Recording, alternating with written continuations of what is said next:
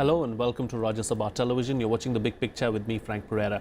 A man can be charged with rape if he has sex with his underage wife. The Supreme Court ruled on Wednesday, a landmark order that removed discrepancies in various statutory laws to fix the age of consent at 18. The court was hearing a petition that sought scrapping of a provision in the rape law that allowed a man to have sex with his underage wife without her consent. A bench of Justices M.B. Lokur and Deepak Gupta said a girl child cannot be treated as a commodity, having no say over her body, or someone who has no right to deny sexual intercourse to her husband. It ruled that a man can be prosecuted if his underage wife registered a complaint within a year of the offence. On this edition of The Big Picture, we will analyze the landmark order of the Apex Court. Joining me on the program today are Lalitha Kumaramangalam, former chairman, National Commission for Women; Enakshi Ganguly, child rights activist; Justice Satish Chandra, former judge, Allahabad High Court; and Satya Prakash, legal editor of the Tribune. Thank you to all my guests for joining me on this edition of The Big Picture. Ms. Kumaramangalam, I'd like to begin with you, of course. What do you think of the judgment? Would you call it a progressive one? Good evening. Yes, definitely I would call it a progressive one, because in many ways it's removed the anomaly between the age of consent and the age of marriage. As you know, the law already says that girls below the age of 18 should not be married, but because the age of consent was considered to be 18, but there was this anomaly, as you yourself said, that men who are married to girls below the age of 15 claim that it cannot be called raped in case they force sex on their wives. Now, the other thing also is that this will prove a deterrent for child marriages. India stands third in the world when it comes to child marriages, and that is a shame. In the name of custom, very often young girls are married off below the age of 18, well below the age of consent, often using the excuse that since they mature by the age of 10 to 12, 13, they can, their bodies can bear children, which is not true. So even from the point of view of deterring child marriages, this has been a very progressive judgment.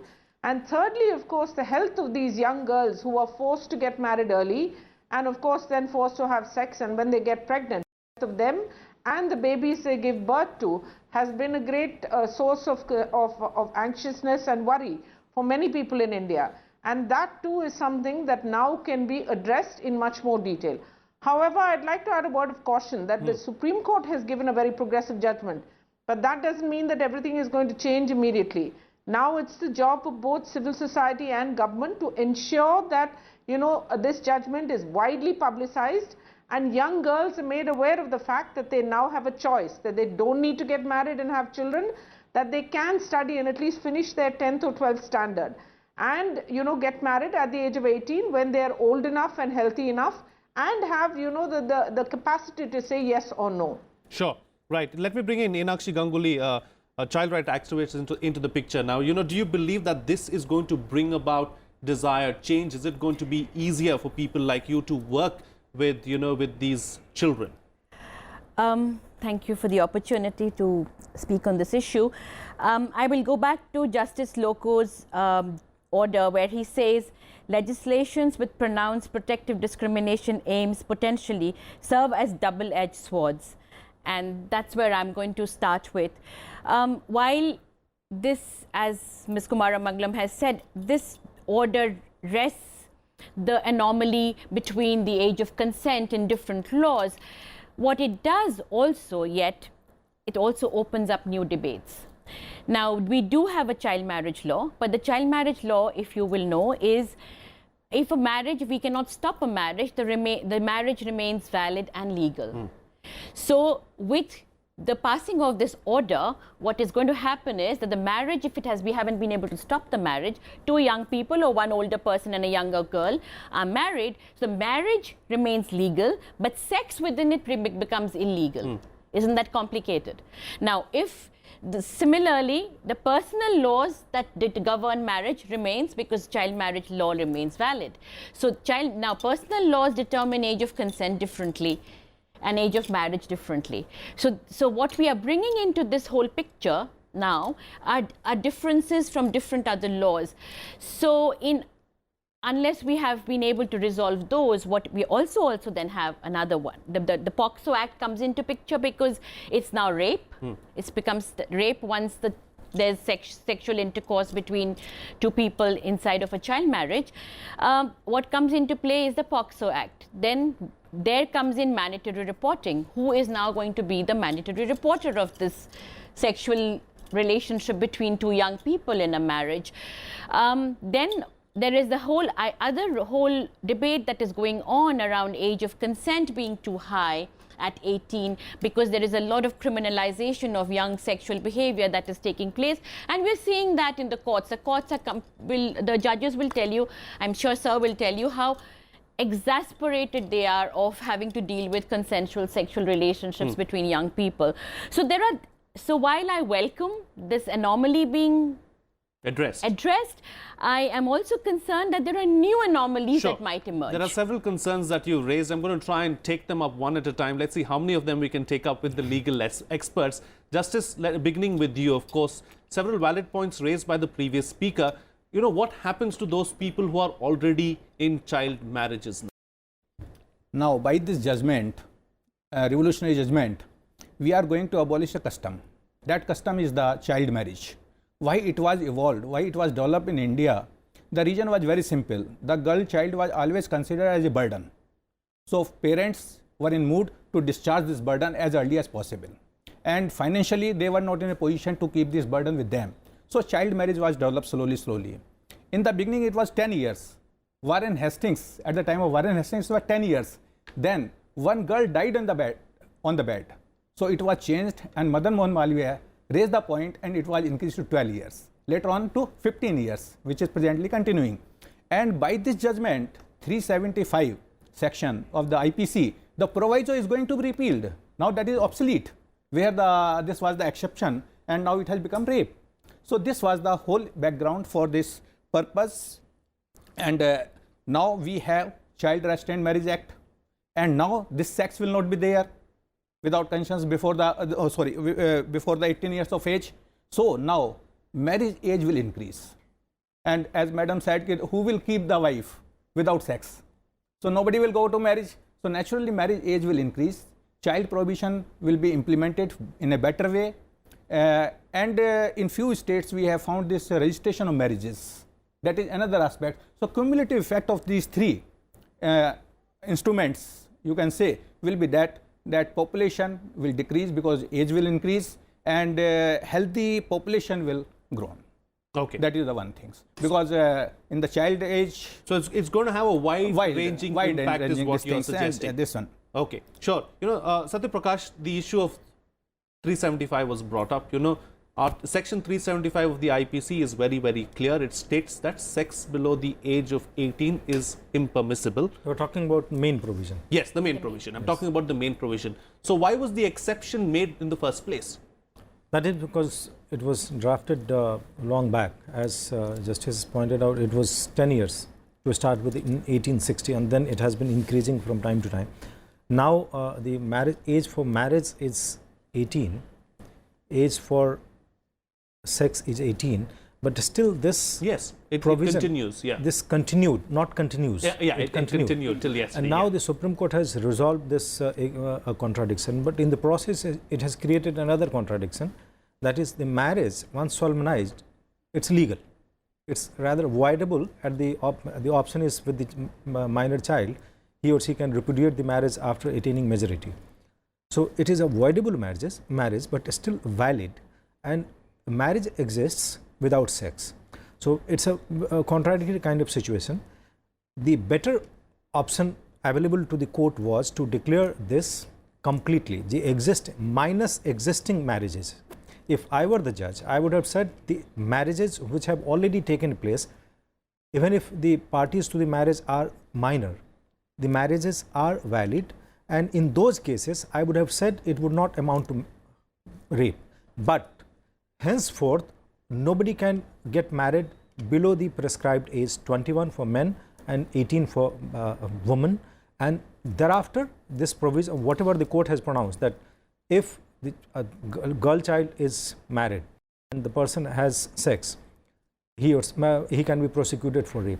this provision would have gone long way in eliminating child marriages, because what is needed is complete elimination of child marriage. I can understand there are certain fallouts, but you have to take certain steps, and those steps, I think this is the time to take those steps. Because still, why this is important? Because the executive and the legislature, they are not coming forward to take such drastic steps, and invariably you will see that in all such matters it is the courts which are taking steps. So if the courts have to take such steps, let it be, and they must take drastic steps. Otherwise, nobody is going to deal with such issues which can have some sort of fallout on their electoral prospects. So generally, the political parties, they are slightly wary about it. If the courts are doing, they must do it, and this would have gone one step ahead and done away with it completely. Rather than deal with it at a later time. No, later time, because it has created another contradiction. Yes, true. That's another aspect that I want to take up with Justice with you later. Because let me get in another round of questions from the ladies as well. And then there is also another contradiction that Enakshi raised about personal law. That's something that I'd like to put across to the legal experts as well. But Ms. Kumaramangalam, you did say that this is going to act as a deterrent as far as child marriage is concerned. But I want to talk about another aspect that the Supreme Court has not touched upon at all. And you, as the former chairman of the NCW, I'd like to raise this issue with you, that of rape as far as a woman who is above the age of 18 is concerned and is in marriage. Do you believe that that issue too is a serious issue and should have been addressed? I think that's a different issue. It's a serious issue, yes. Marital rape is something that needs to be, at least we need to start talking about it and accept that it is not correct. But the fact is that that's a different issue. That's not part of this. I don't think it could have been part of this judgment, because I think the petitioner had asked for very specific relief. But I would like to say one thing, that I agree that while this judgment may have thrown up a few further newer anomalies, the fact is I agree with the gentleman who just spoke before me that sometimes some harsh decisions have to be taken. Ours is not a culture or a country that moves easily towards change, and there will be resistance even to implementation of this change. We have some very good laws in India, but most people don't know about them, and it's in the implementation that we falter pretty badly in this country. So I think now that with whatever we've been given, even if we're not entirely 100% happy with it, we need to move forward and actually explain to people that today this is a deterrent, because the POCSO Act is a very, very tough act. Please remember that. And that that young girls should not be married off so early. I agree that the first age of sex has dropped in this country. But that again is a situation that has to be dealt with different, with different answers to it, and different by sex education in school, etc. Again, that's a different argument. I know all of this will be brought into, into this debate. But the fact is that I think the Supreme Court has taken a huge step forward. It may not have been the perfect step. It may not. I mean, we can always have our opinions as to what they should have added, need not have added, etc. But I still think that this is a major step forward. Okay, fair enough. Enakshi Ganguly, as far as laws are concerned, everyone's bringing up these laws, POSCO. There are other anti-child abuse laws that are prevalent in the system right now. With this judgment, would you say that all these laws are on the same page and there's some kind of harmony now, at least as far as the age of consent is concerned? Completely. The age of consent for once and for all has been rested. So that matter is settled? That matter nowadays is settled. That it is 18, whether it is the criminal law amendment or whether it is the POCSO Act, or, but no, not really quite settled, because the personal laws still creep in. So that part remains. So until if we want to take this a step forward, and if this were to be the answer to child marriage, but that's not what the order said. The order was the law was about resting the age of consent. But if this was to be the answer for addressing child marriage, then really we need to change the child marriage law. We'll have to make the child marriage law such that it is illegal to marry your child. Now, at this point of time, I work on child marriage. We stop a marriage in one village, they cross over to another state and have the child married. And then the marriage is valid. As he said, as he's pointed out, it's legal. And then you have mass marriages too. And then you have mass marriages too. So, you know, the responsibility of addressing social evil rests with adults.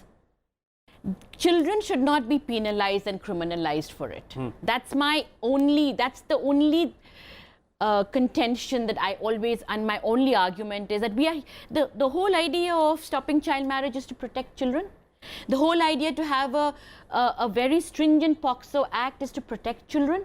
Now, if the same instruments that we need to protect children are going to become in some ways instruments to penalize them, then we'll have to be really aware of it. Right. You know, the issue of personal law has been brought up time and again on this debate, Justice. You know, as far as the Muslim personal law is concerned, it allows marriage between the age of 15 and 18. We all know that. Do you believe that this judgment is going to be binding on the Muslim law as well? Certainly, because this judgment is applicable to the girl child, no matter which religion is there. She belongs to that one. And as I said earlier, this exception in 375 was made because Lord Macaulay, when he drafted the IPC, Indian Penal Code, he recognized the customs, he recognized the local laws. So that why this exception was made in this one. Now Supreme Court has removed it, and now this will strengthen the prohibition of the Child Marriage Act 2006, which came into existence on 1st November 2007. Even then, we found that in our country, about 2 million child marriages are going on every year in spite of that act. But after this judgment, we hope that this will be a supplement to that act, this judgment. And child marriage will be stopped, because without sex, nobody would like to have the marriage. No boy would like to have a girl in the house as a piece of decoration. So this will strengthen the hand of this. And child marriage may be abolished very slowly, of course, but it will be eradicated one day from India. I hope so. Okay, coming back to the order, Satya Prakash. Now, the Supreme Court has clearly said that the girl needs to complain within a span of one year, so as to for action to be taken. Now, what happens if, you know, a girl is raped at the age of 15 and she wants to complain at the age of 19? What's going to happen then? Then it's gone. Nothing. The complaint has to be within 1 year, and I think that in itself is a problematic. That in itself is a problem, isn't it? It could be problematic, but what the court did was the provisions should not be misused. So that must be in their mind, because maybe after becoming major, there is something within the family or within the matrimony, and then the girl complains that this happened and that happened. So court has deliberately, I suspect, they have limited the, they have rather placed a limitation that it has to be complained about within a year. Okay. Yes, Justice. One line, after 1 year, if complaint files, that will be dismissed being infectious. Okay. No, That's all. If a child is 12 years old when she's married, and she has, and you know that it's the parents who are marrying these, if it's a forced marriage, then it's a, and so where is the agency for who does she go and complain to? You know, there are several contradictions, and if we nitpick, we can find a few more, but I guess the consensus is that it's a landmark judgment. It's a step in the right direction, and probably we'll have to work on that. Ms. Kumaramangalam, let's take the discussion forward. Now, as far as... this is why I said in the beginning, Yeah, go ahead. Go ahead. Sorry, go ahead. No, please go ahead. Make your point.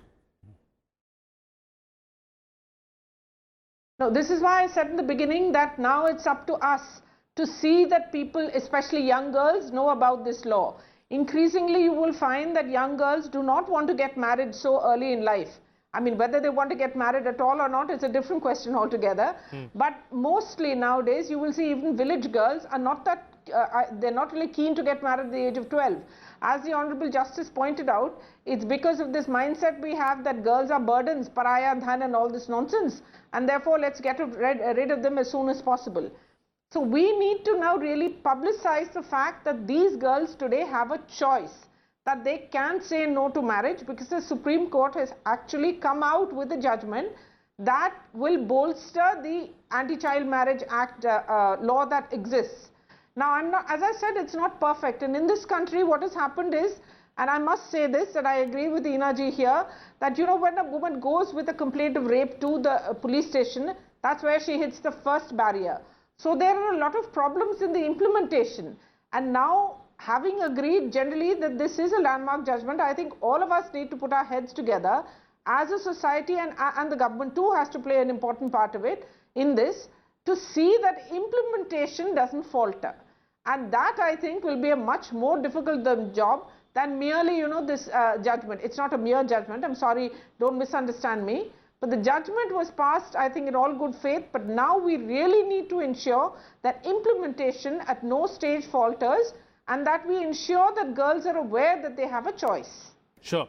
You know, that said, you know, Ms. Kumaramangalam has time and again repeated that we need to create awareness. Do you also believe that we need a change in mindset, and how do we bring about this change in mindset? In the questions for you, sorry.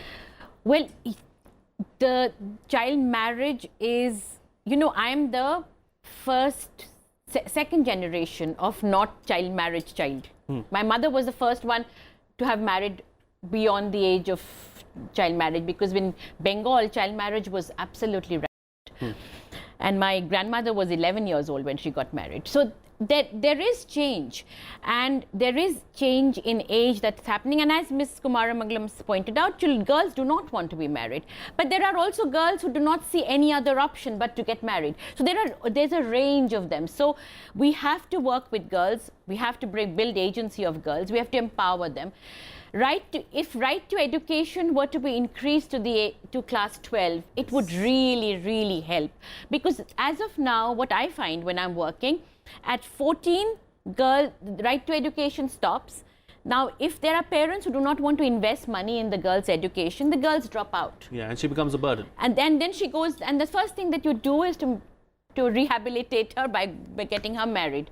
So if we were to be able to somehow ensure that the girls continue in school till class 12, at least we would have come to the age of 18. So everything then become, you know, it's a cycle. It's a cycle. Then the anomalies of all ages get get addressed, and there is a harmony in the age that we are looking at. So I would think that's the first. Second is we have to make schools safe spaces. You've seen a spurt of incidents how schools are not safe spaces, and that's one of the reasons parents find it hard to send children to school. So schools have to become safe spaces. So it's not just one or the other, it's a combination of things that will bring about. I mean, I'm not going to say that from tomorrow girls will no longer be pariah dhan, but we have to make girls believe that they can be independent individuals in Empower their the girl right. child. Yes, I think that, and educate. Empower, educate, and keep safe. 3 things. Okay. You know, going back to a point that Satya Prakash was making, Justice, you know, he was saying the judiciary has time and again stepped in when it has come to issues such as this and passed landmark judgment after landmark judgment. Isn't it time that, you know, the executive and the legislature take up this issue and deal with the laws in the first place and bring about some foolproof laws so that we don't have to depend on the judiciary to keep stepping in? Executive has its own limitations, political limitations, other things. For example, Shah Bano's case is there. So it was repealed, new act was brought, but judiciary has no limit. They are independent, they can pass the order. So that is why they are taking the bold decision. Otherwise, 375 proviso might have not been obsolete. That has been declared today. This is ultra virus or obsolete. So it was not possible. So they can take independent decisions and they can write, because they are not going to contest next election, independence like this. So this is there. And about Madam Kumaramangalam, I agree with it. There must be some awareness. There are so many laws passed by the executive and legislature. For example, Dowry Prohibition Act. But dowry is continuing. Child Prohibition, Prohibition of Child Marriage Act. That is going on. So without awareness, without publicity, without all these things, no law can be implemented. These are the social laws. These are not the penal laws. These are social laws basically. Marriage law is a personal law and this is a social law. So awareness is required for that one. And when girl will go for marriage after 18 years of age, what she will do? Naturally, she will get some education. Parents will be there. So education standard among the girls will increase in future. If child marriage will be stopped completely by this one. You know, I think that's a very valid point. You know, I'm going to stir up a hornet's. Okay, yeah, go ahead. Sorry to interrupt. No, go ahead. Yeah, please. I'm really going to stir up a hornet's nest, but a lot of what all my 3 panelists have said, and I agree with Ina when she talks about customary and personal laws, I think the debate on codification of personal laws, regardless of religion, etc., needs to start in this country. Because all personal laws, if you see, regardless of religion, are unfair to women. Let's not go into the politics of it, but I think that women have for too many centuries got very short thrift in this country, and the codification of personal law, I'm not talking about a uniform civil code, that is not part of the discussion, and I certainly am not talking about that. But customary laws are not fair to women, regardless of whether they are from east, west, south, north, central India. It doesn't make a difference what religion you may belong to. And I think that the debate on codification of personal and customary laws has to today be initiated in this country. Perhaps again there it will be the Supreme Court that will take the, you know, the harshest and the most, let's say, definitive call on it eventually. But we need to start talking about this. You know, that's a very valid point that you've raised, and I do think that we'll have to wait for the Supreme Court really to show us direction as far as codification is concerned. But Satya Prakash, you know, closing comments, concluding comments from you on the program as far as, you know, Ms. Kumaramangalam did say that she's not talking about uniform civil code, but do we need to head in that direction? Yeah, of course. If you have codification, the implication is it becomes law within the meaning of Article 13. And once it becomes law, it can be tested on the touchstone of constitutional principles and provisions. Article 14, right to equality, Article 15, right to non-discrimination, 21, right to live with human dignity. Once you codify any law, it becomes law within the meaning of Article 13. And that solves the problem, because anybody can challenge that, or any individual adversely affected by that can challenge it on the ground of Article 14. And once it is available as a law, everything is solved, because then it becomes much easier for courts to pronounce a verdict. Because triple talaq case, there was much of debate was on this, whether this personal law is law within the meaning of Article 13 or not. And there is a very notorious verdict of the 1950s, Narsu Appa Mali, pronounced by the Bombay High Court, in which they said it is not. So it creates a problem. So it's very important for us to codify all personal laws, irrespective of religion. Yeah. And make it gender just. And it must be made gender just. But one thing I just wanted to say. Exactly. Even the courts, when they deal with social issues, they are slightly circumspect, because they are generally not supposed to deal with so many these kind of issues. They have to test it on the constitutional principles, and there is a limitation. They are giving you a legal solution. Legal solution may not be the complete solution. It has to be, you know, dealt with at various levels, and the various stakeholders, maybe social activists, need to be brought to the table, and the lawmakers, policymakers, and everybody should sit together. Absolutely. That's why I said the debate must be initiated. And yes, the debate must be initiated, and we hope that someone's listening and the debate will indeed be initiated. Education remains the key, and as suggested by her, once you make right to education up to 18, everything falls in place. Okay, and that's very crucial. I'm running out of time on the program today, but it's been a fruitful debate. Thank all my guests for joining me on the program. Lalitha, Kumaramangalam, Enakshi, Ganguly, Satish Chandra and Satya Prakash. Thank you so much for joining me on the program and putting things into perspective for us. That's all the time we have today. See you again next time.